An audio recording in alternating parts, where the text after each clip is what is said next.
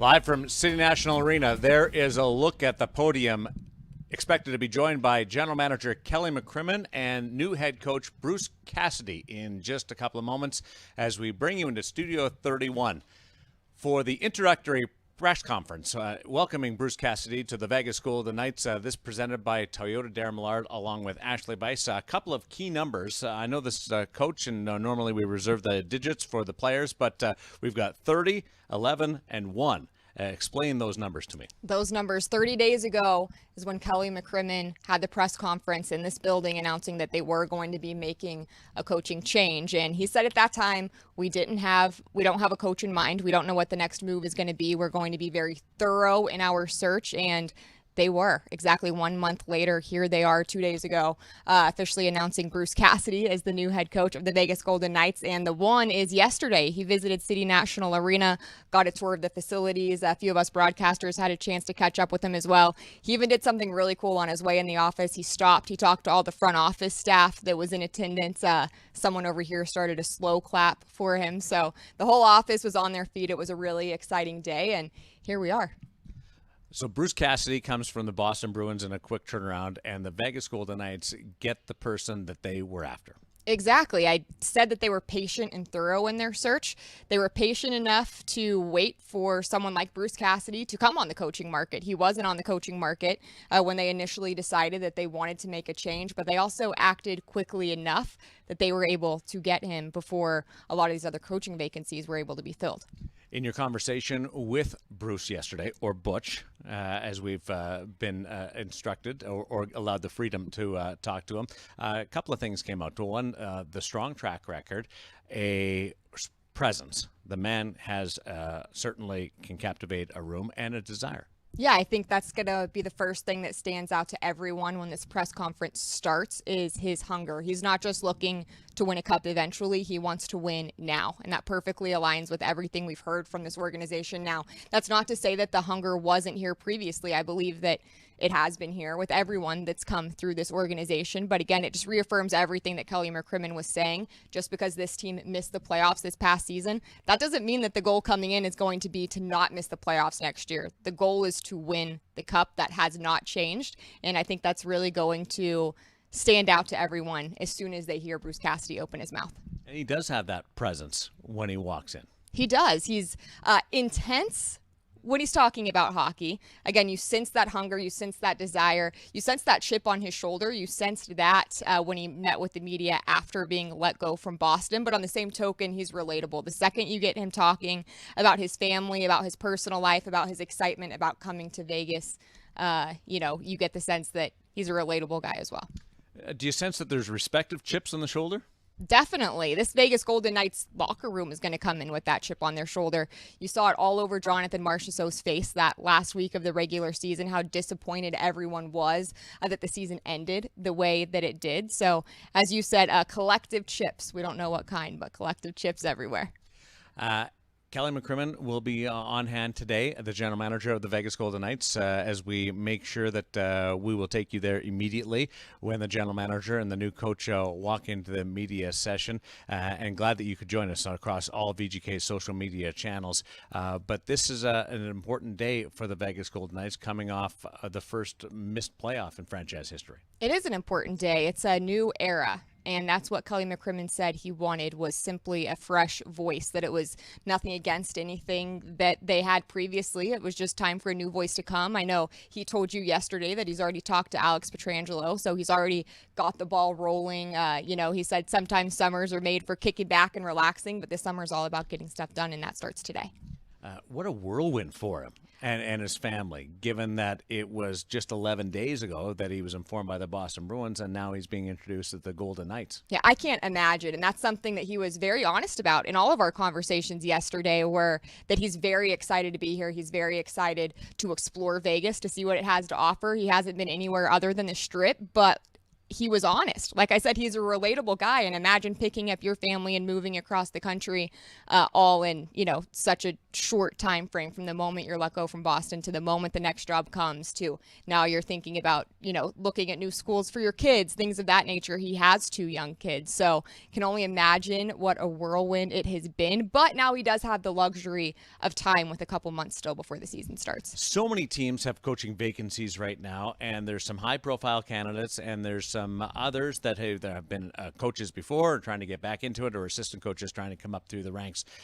This is key.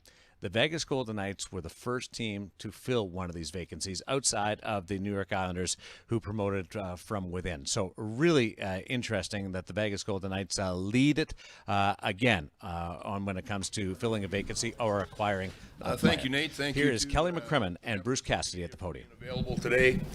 An exciting day for our organization. When we met last time, which was a month ago, we outlined the process that we would go through to hire a new coach.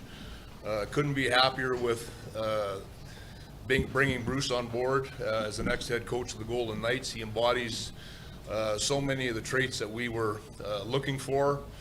Great record of success.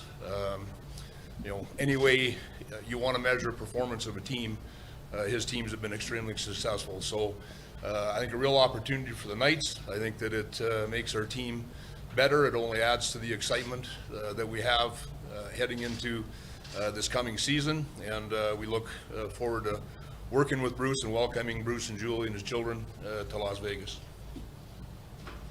We'll open up to questions. We will be passing the mic along because this is being streamed live, so if you can raise your hand, I'll get that around. So, Jesse.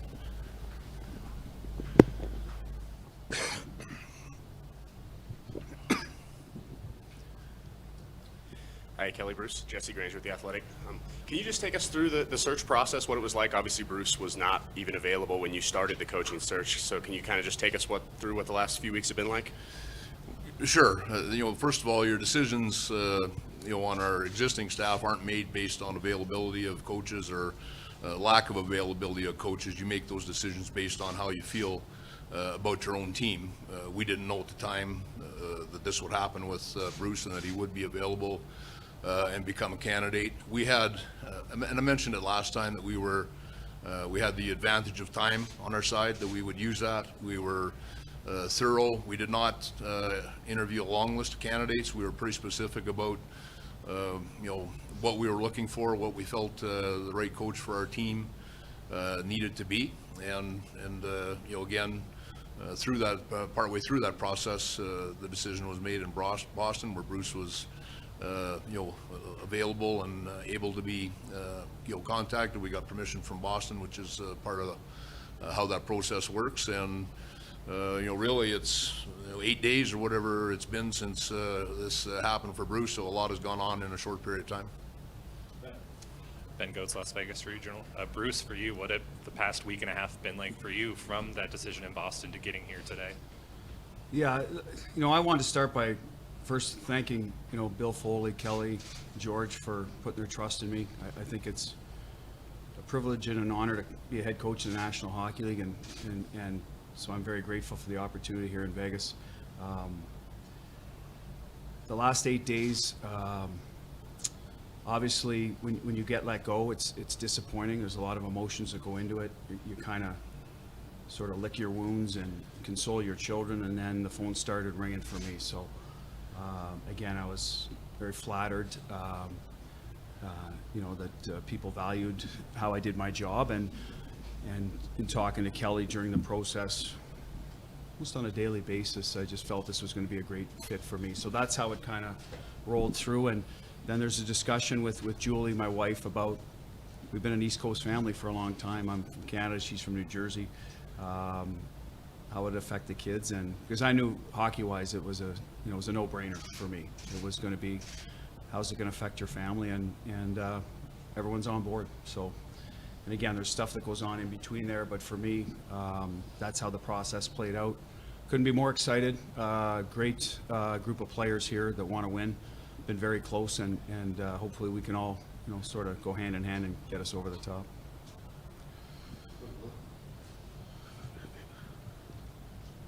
Willie Ramirez with the Associated Press. Bruce, obviously this team has taken the league by storm in the first 5 years. The owner made a comment, I think, before the first season, playoffs in 3, cup in 6. Why is Bruce Cassidy the right fit for this roster, and why is this roster the right fit for you? Well, we're in year 6, right? So the pressure's on, which is great. Previous market was, an original 6, so lots of pressure. So that to me is a good thing. You want to be relevant, and you want expectations. So I think we're all aware they're out there, and we're here to fulfill them. What makes me a good fit? I think, in general, I've done a good job with certain areas of the game that are important in the National Hockey League. You got to value keeping the puck out of your net. Can't win if you're not good defensively. I think our teams have been very good in that, structured, but we're doing it to get the puck back. We want to get into attack mode, and I think we've been very good with that.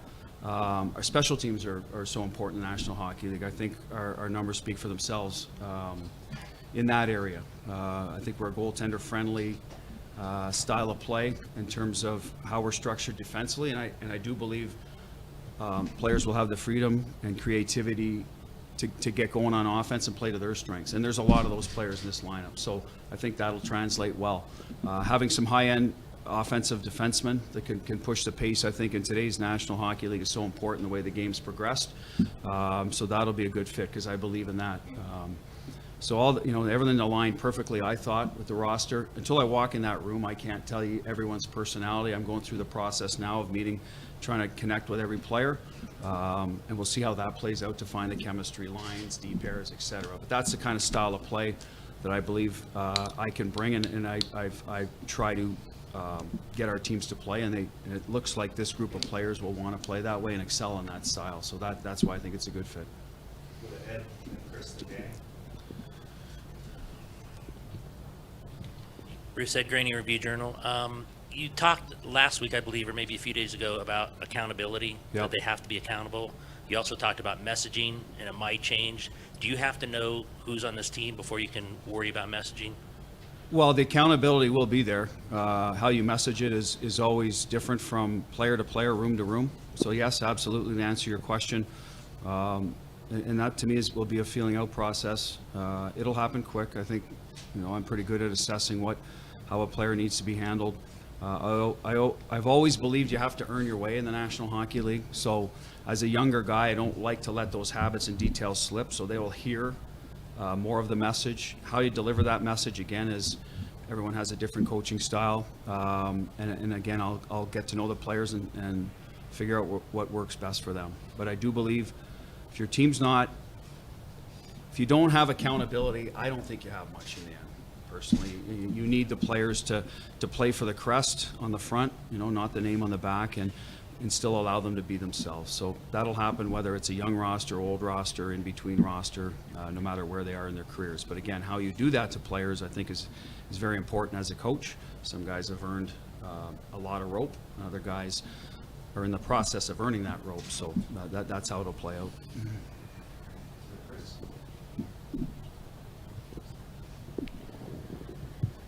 Chris Chapman, Fox Sports Las Vegas.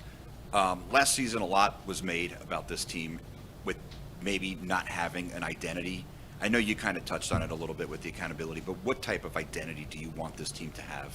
We want to be hard to play against. By that, I mean team toughness, hard on pucks, value keeping the puck out of your net, value possessing the puck in the O zone.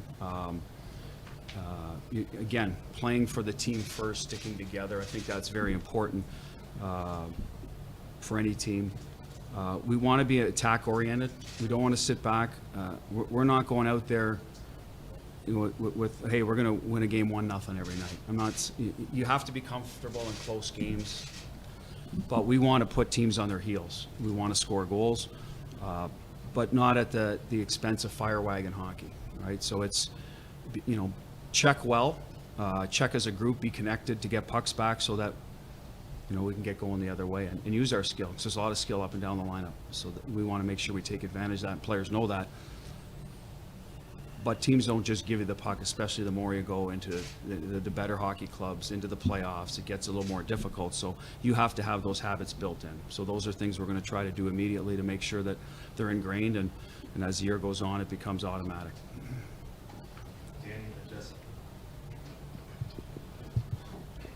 Danny Webster, Las Vegas Sun. Bruce, you kind of touched on it, but when you kind of look at this team from afar, how do you kind of evaluate, when you look at it last year or the last couple of years, what works and what doesn't work, and how long does it take for you to kind of put your own spin on what you want this team to look like? Yeah, that's still a work in progress. I mean, obviously we see Vegas twice a year.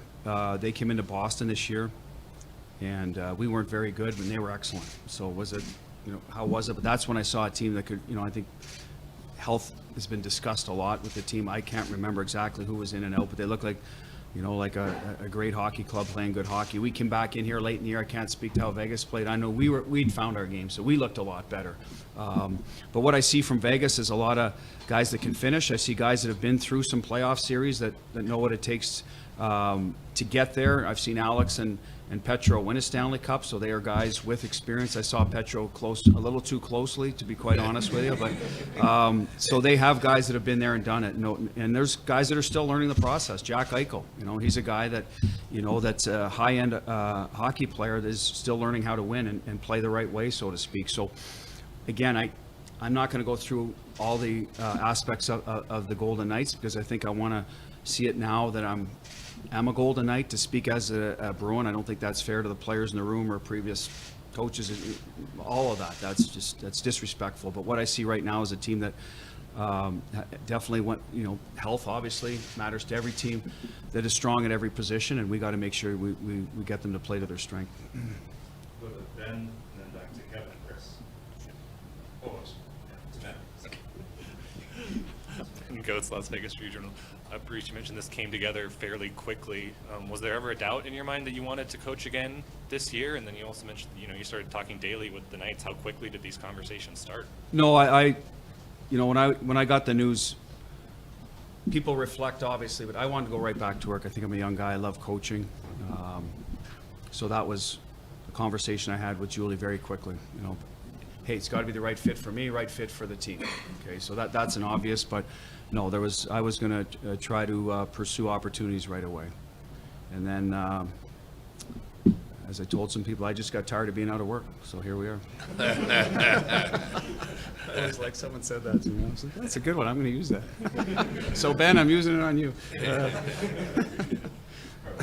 get Jesse on our way back to Kevin. Jesse Granger with The Athletic. For both of you, where are you in terms of putting the rest of the staff together? Are there any names that you already have in mind, and how quickly do you expect that to happen? That's the next order of business. A lot has gone on in a short period of time with respect to Bruce's hiring. We met last night, threw a little bit of that around, had some discussions. We're going to work on that again today. Bruce has some names. I have some names. We'll begin on that here shortly. Yeah, to echo that, we're going to huddle up and go from there, and we'll make it work. Bruce, Kevin Bollinger, Fox 5 Las Vegas. You worked for George McPhee 20 years ago. Obviously, that did not end well. Was there any trepidation for working for him again? And how are you a better coach now than you were back in the early 2000s? Yeah, no, I told George I'm going to get it right this time. I've had a lot of experience between now and then, and I don't want to revisit all of that, but I've always respected George. He gave me my first head coaching job in the National Hockey League. So, I'll never forget that. We've continued our relationship over the years when we've run into each other. And I think it's always been cordial, always been respectful. So that's where I'm at with George. I did not know Kelly, and now we've had a lot of interaction. I think we're like-minded thinkers. We talk hockey already a lot. So I'm looking forward to it. Again, can't say enough good things about George. A lot of respect for what he's done throughout the National Hockey League and specifically here in Vegas. So, like I said, very excited about it. And I don't know if I answered the second part of your question. How are you a better coach now than 20 years ago when you got your first shot? Yeah, I think, when you're in this business for that long, you should become better or you're not going to move on, right? You use your eyes and ears to your advantage. A little more comfortable in my own skin, walking into a dressing room with elite hockey players. When I walked into Washington, I didn't have an NHL career as a player. It was my first NHL job, so there's a little bit of that sort of getting to know, whether it's awe or intimidation, some of the guys, or uncertainty. And, you know, I was confident, but there's still those factors. Now, being in a dressing room with some future Hall of Famers and Char and Bergeron and who knows how many others, there's just more of that comfort factor and being through the league and understanding what it takes to win, right? We've lived it a little bit. I have now in Boston. I think I have a pretty good handle on it. We're always going to grow and get better, have to get better as coaches, but that would be the difference from 20 years ago. If I could just add, Bruce's path was intriguing for us when we look at him as a candidate, and to go from being an NHL head coach, he went back to the Ontario Hockey League, coached junior hockey. First job back in pro, if I remember it correctly, was an assistant coach in the American Hockey League. So for me, that's paying your dues, getting better every day, and turning yourself into a real elite coach. Where a lot of people wouldn't have been able to persevere and find their way through that. Bruce, Chris Matthews with the CBS affiliate here in Las Vegas. Can I ask you about that fine line between kind of a gut feeling and analytics? I know you once referred to the analytics as nerd guys, but, oh boy, is that but you going to need follow both, me around don't you? all the way to Vegas?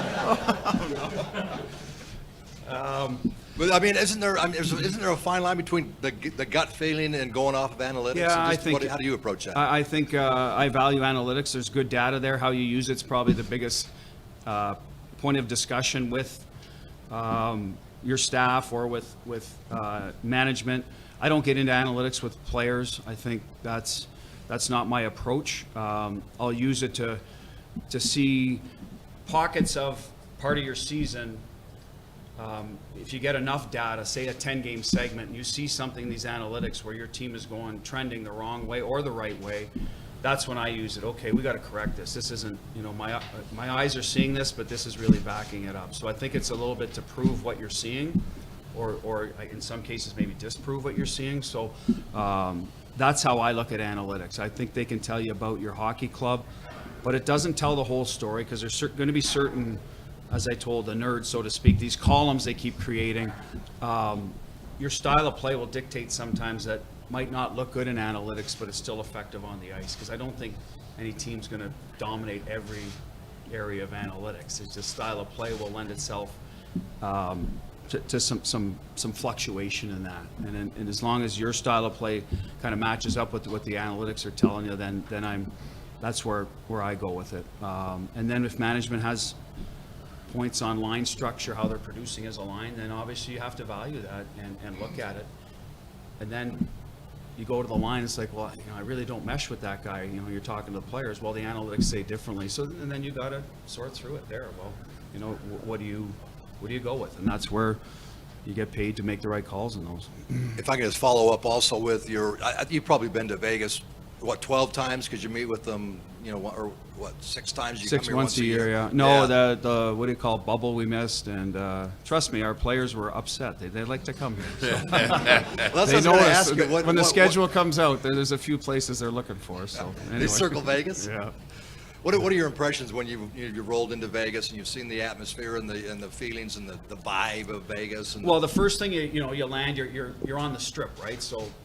For a kid from Canada that, didn't really spend much time here, that, you see the people and everything, bright lights and all that's going on. And then you walk I like to walk to the hotel we're at, walk to the rink, and I wouldn't call it like tailgating specifically, but there's stuff going on outside the arena. So you can see that the fans are into it, the electric sort of atmosphere. And then once you get in the first couple times, the pregame show, we're all watching it. And I can just tell it's quite a vibe in here. Now, what I'm starting to experience is get away from get outside of that, get out here, and now you're seeing a different part of, truly probably the communities, et cetera, outside of sort of that strip, and that's real appealing to me. Like I said, I have a young family, and you want to be part of a community, and so that's the part I'm going to get to know even more in the next couple of days that really excites us. Jesse Merrick, NBC Vegas. Kelly, what do you think fans will see, from this coaching staff that's maybe different than what they've seen from previous staffs over the years? Well, I think the fans watch the games and see what they see on the ice. That's what they care about. I don't know that they come to watch the coaching staff. I think they're going to be really impressed with how Bruce's teams play. We think the makeup of our roster lines up with Bruce's strengths. We think that, as I touched on the last time I did media, that we're going to be a really hungry team in the fall with something to prove. And the question earlier about the identity, I know that was talked about by our players at the end of the year. I know it was talked about by Pete, myself. The identity hasn't vanished. We had a year where it wasn't what it had been the previous 4 years. It's not going to be hard for us to get back to that, for Bruce to put his stamp on that. I think you'll see that happen very quickly.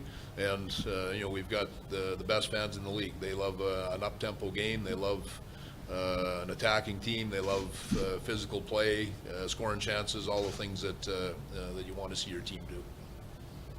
Willie Ramirez with the Associated Press. Kelly, you guys talked about the staff and now working on that.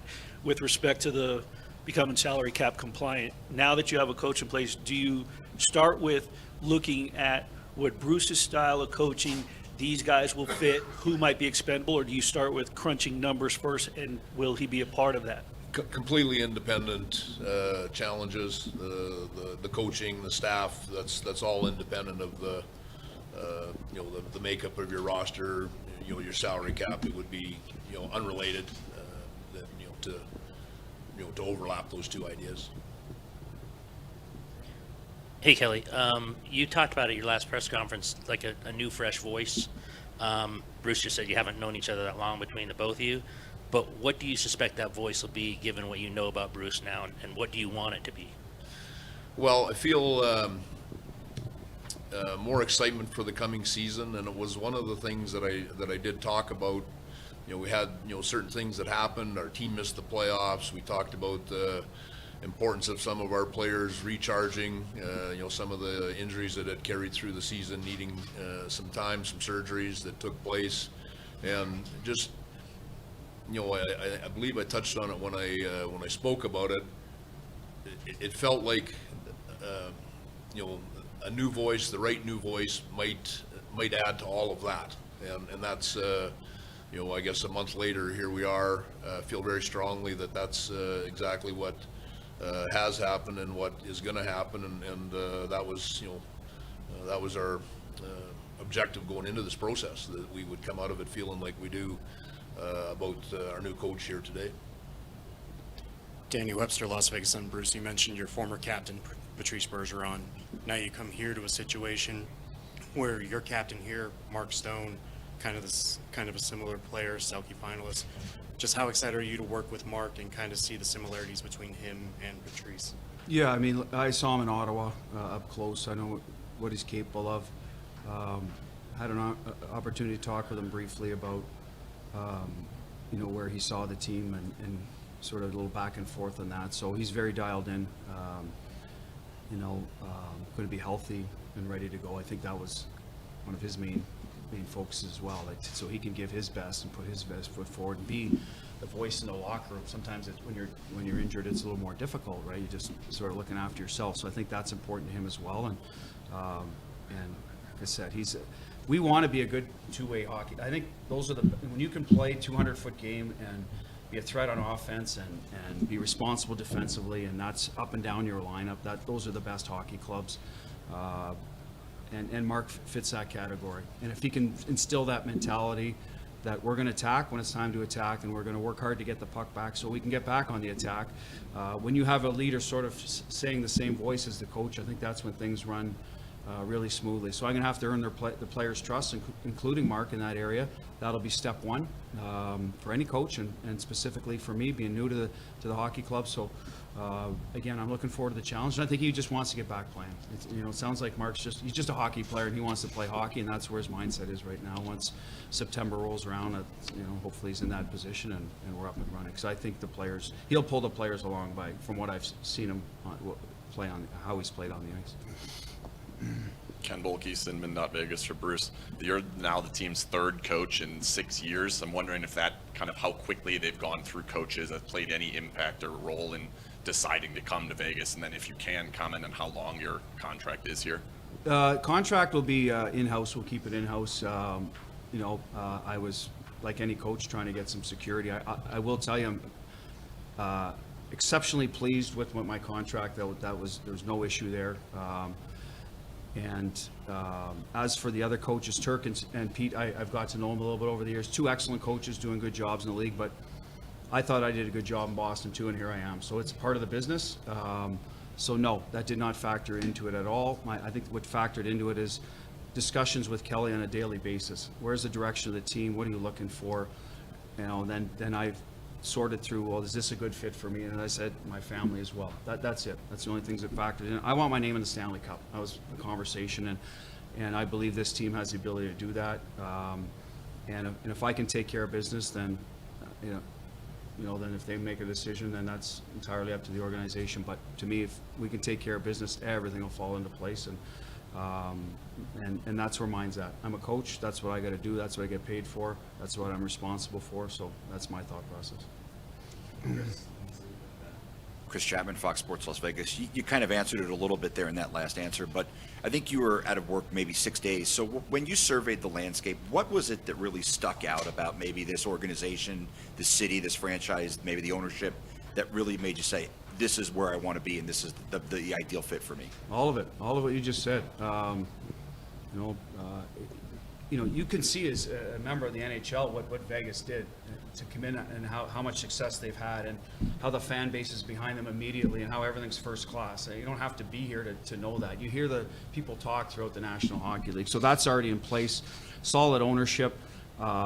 Management team, I knew George, like I said. Kelly's had a lot of success, so there's no issues there. A roster of players, as I said, that some of them have been through the grind of the playoffs. Some have finished on top of the mountain. So it was all in place, to be honest. Just seemed like the question was the health of the hockey club last year. How is that going to affect the team going forward? I guess would be the only thing, and it sounds like everyone's getting taken care of. And knock on wood. I mean, that's just part of every team goes through that. So other than that, there was really not a lot to say. Hey, not sure on this, not sure on that. Let's get them healthy and get playing, because I said I truly believe there's a lot of excellent hockey players. It's up to me. My job is to get the best out of them and get them to play as a team and achieve as a team. So that's how I looked at it. Hi, Bruce. Nice to meet you. Lindsey Brown from 1140 The Bet. Happy to have you here in Vegas. Something I really respected and admired about your time in Boston was the way that your players addressed the Kyle Beach interview with Rick Westhead. The players decided to watch that interview as a team. As a head coach, what is your role in fostering team culture like that? Yeah, I thought that was very important. I went to Bergie, and I thought it would be a good idea that it was very relevant in hockey right now. We've got some young players in the room. And as a group, I said, we don't have to be in the room as coaches or management. Would you like to do it by yourself as a group? And they wanted to do it by themselves. I respected that. I had already watched the interview. I remember we were in Carolina when the news broke. And listen, they're people first, the players. And some of them are young, and it's a difficult business. You're young. You want to please the coaches. You want to please your teammates, etc. So for those guys, we got to take care of them, do a better job of that. And I think that was certainly a lot of credit to Kyle, a lot of courage for him to come out and share his story, and it's up to the rest of the league to learn from it. So I thought it was a great moment for our group. Can bring a team together, and I can't speak for them, but I thought it did. Ben Goetz, Las Vegas Regional. Bruce, Kelly's talked about, wanting a hungry team, a team that's out to prove something coming into next year. Do you feel you fit into that? Do you feel you're coming into this job with something to prove? I do. I got let go. So, I want to, this is not some sort of revenge tour or anything like that. It's just I want to prove to myself, more importantly, that I'm capable of doing the job and winning in the postseason. So, yeah, there's a little bit of that. It's not going to consume me every day, Ben, by any means. I think when you come close to winning the cup, it's always in the back of your mind and you want to finish the job. And I definitely have that mindset, but that's where I'm at. Any final questions? Justin? I know it's very early, and you haven't even put the staff together, but I'm just curious, how similar do you think the systems will be from Boston to Vegas? After looking at this lineup, do you think it's gonna be a similar brand of hockey, or do you think you have to kind of change things and mold it to what you have here? No, I would like to bring the stuff that worked well and the stuff that didn't, and we'll sort through. I've talked to Kelly about that, and once the staff is together, we'll sort through that. I got to make the final call on that, but my beliefs, I think, are you need to have accountability in the group, and you need to defend well, and you need to value the possession of the puck. So I think those go everywhere. You have to have team toughness. You got to play for one another. Now, how the systems fit in that, yes, personnel will drive some of that. Now, there's usually a negotiation at some point where this is what I think works. Okay, this is the way I play, and we've got to find common ground and get them to adhere to those 4 or 5 things we just talked about. So I think our defensive system was excellent in Boston, worked very well. I think we needed to score more goals at times, so we're always trying to tweak that, and I think that's not unique to my previous team. It's everywhere. And special teams, I thought, were very good. I think that's personnel driven a lot of times as well. Players have to execute, but as I said, they were good, and we're going to try to implement some of the same things we did and see how the players react to it. And like I said, everything will be fluid from there. Ben and Chris. Ben goes Las Vegas Regional. Kelly, if I could ask you for a couple injury updates. I know you said last time that you know about a month after Robin Leonard's surgery, a firmer idea of his timeline, so it's been about. Met with our medical people here yesterday. Everybody that's had off-season surgery rehabs are going fine. Keegan Colasar had an off-season surgery that I don't think maybe he'd even had when we met last time, but rehabbing fine in his situation. And then the others we've already talked about. So, yeah, again, to some of the things we talked about earlier, this off-season is 2 months longer than we wish it was, but we're going to use that to prepare our team for the coming season. Go back to Chris and then Jesse. Bruce, I just wondered, coming out here now west and Josh McDaniels and that Patriots staff, I don't know what the seasons of your paths crossed much, but Belichick and McDaniel, any stories, did they call you, congratulate you? Are you excited to be out here with the other Patriots, now Raiders? I developed a relationship with Bill over the years. I like him a lot. He's been good for me. He's got a job to do. I've got a job to do. So, we're not interacting. But, the family would go to, the OTAs or the summer camps. And, we'd go to the odd game throughout the year. I wouldn't see Bill, but the Kraft family. So a lot of respect for Bill and Josh. They did great things in New England. Obviously, hopefully Josh can do that out here. I'm going to have to convince Cole that he's going to have to, get on board with the black and silver here and not the Pats. That'll be a challenge because, hey, he's a New England kid, right? So he's, I'll tell him you can have the Red Sox, but you got to give up the Pats, right? How's that? So, but like I said, I like Bill a lot. Tremendous amount of success. We'll still communicate going forward. Hopefully I get to know Josh because I thought in Boston, to build off that, the coaches had a great relationship. They had the Jimmy Fund telethon there where we'd all get together. Alex Cora, Brad Stevens, now Ime. So I thought it was good. And it was good for competition. I think we all pushed each other in that market to be the top dog. So, we're still chasing, everyone's still chasing Bill there, but closing ground, obviously the Celtics are right there. So that was a nice way to get better as well. You're talking to a lot of bright sports minds. So I think it was all positive interacting with the coaches there, especially Bill. So I got one for both you guys. For Kelly, you noted there's many areas that he's had success over his career, but how important was the special teams aspect of the area that he's had success in for you? And then for Bruce, specifically on the power play, what are some things that you think are characteristics of a strong unit in that sense? Yeah, and I'll speak to that. I really, can't stress enough the importance of special teams, and I know that it's been a challenge here at different times in the past. Bruce has done it again and again and again. I guess that's what, to me, is impressive. I think there's different teams and different coaches that, with the right personnel in the right year, you have a real good power play or a real good penalty kill, or maybe one's better than the other significantly. You see teams sometimes like that. And I think in Bruce's case, the penalty kill and the power play consistently have been very, very good for a long period of time. So that is really important to us. It's part of that decision-making process that we had in terms of what we think Bruce's strengths are and what can translate to our team. So certainly was talked about a lot.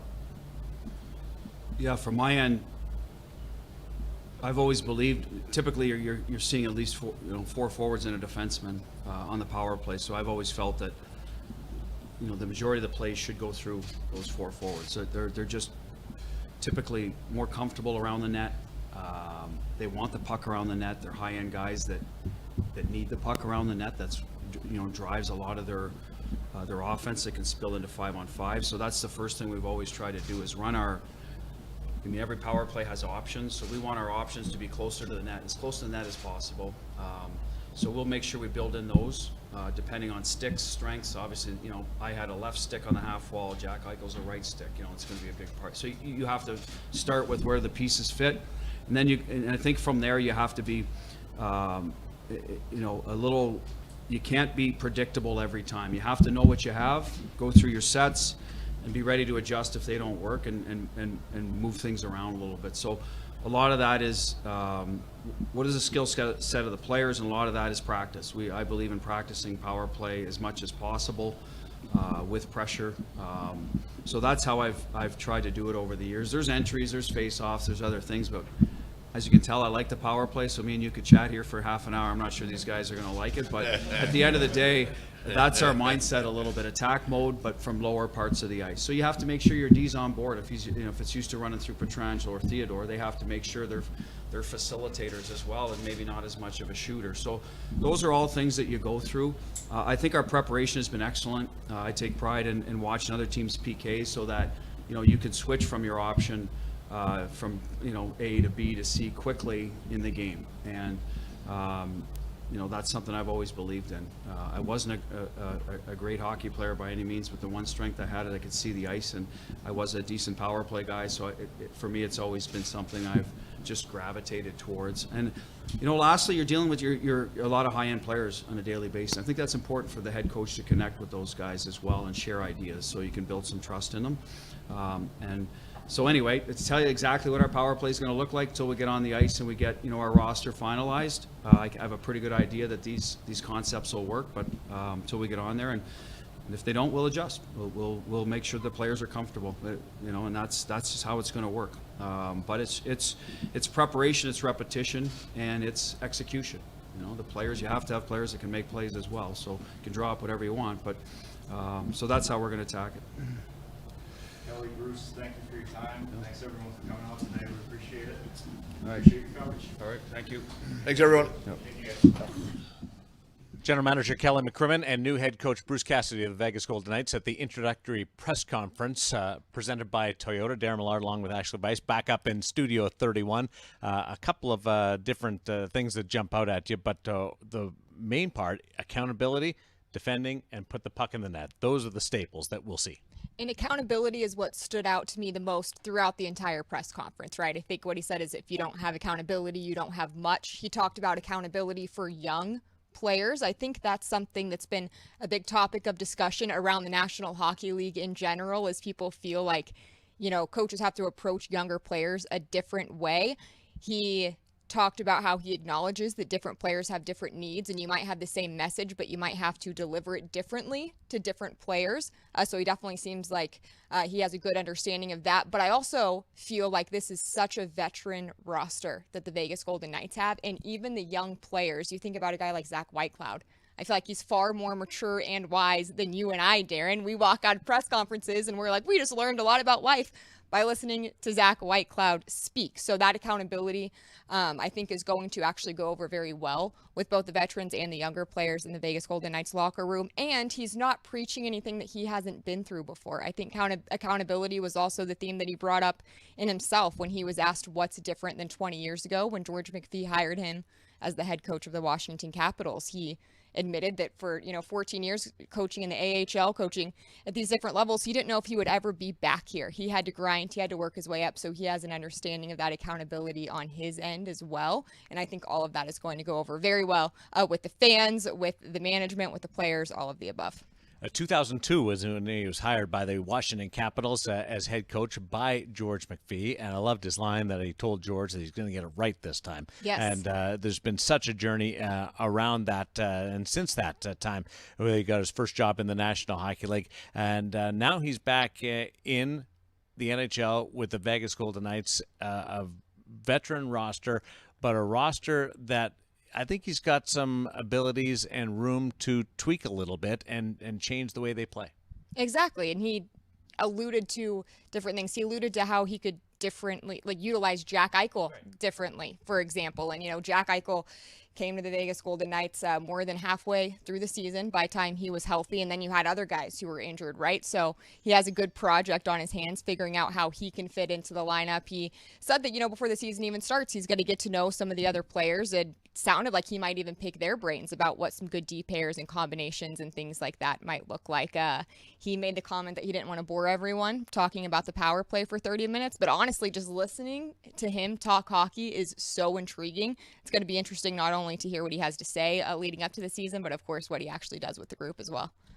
Top 5 power play over the last 6 years with the Boston Bruins. So that is something to hang your hat on, that everybody will be watching and hoping certainly improves with the percentage side of things. We finished this off with a comment just on his personality and what we see from Bruce Cassidy, the person. Kind of what I said earlier, he's intense when he gets to talking about hockey, and you can sense that it's just a passion when he's talking about hockey, but he's clearly such a family man. He was worried about moving his family, how they would react. He has them front of mind. He made a couple jokes there a few times about that analytic nerd comment still coming to bite him here in Vegas. So he definitely has the ability to loosen up, to joke. I think that the media is going to really like him. I think the fans are going to really like him. We have a SLG&D podcast coming out soon, so you'll get a sense of some of his personality there. I know the VGK Insider Show from yesterday, that is posted in podcast format online as well. And then I sat down with him and talked about all kinds of stuff from the shows he's interested in seeing here in Vegas, some concerts that he doesn't really want the world to know that he attended, but we're going to tell the world that he attended anyways. The books he reads, he's a very versatile person. He can talk about a lot of different things. Can have a conversation with anyone. And as you alluded to earlier, he gives fans the go-ahead to go ahead and call him Butch. Yep. So, very personable. He also said, don't call him Coach. He doesn't like that.